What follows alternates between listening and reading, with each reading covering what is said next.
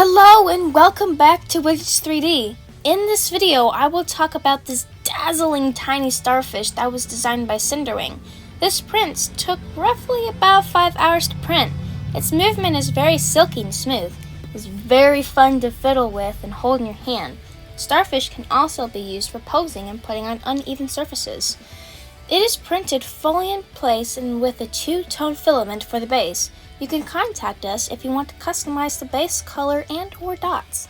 Now let's take one more moment and appreciate the look of the tiny starfish.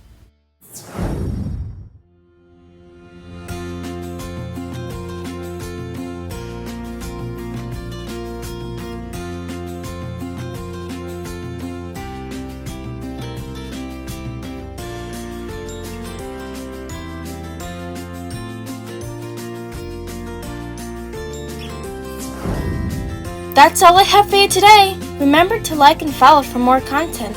The link to the product is in the description below. And if you want to know more about a specific product, comment and let us know what you want to see next. See you in the next video.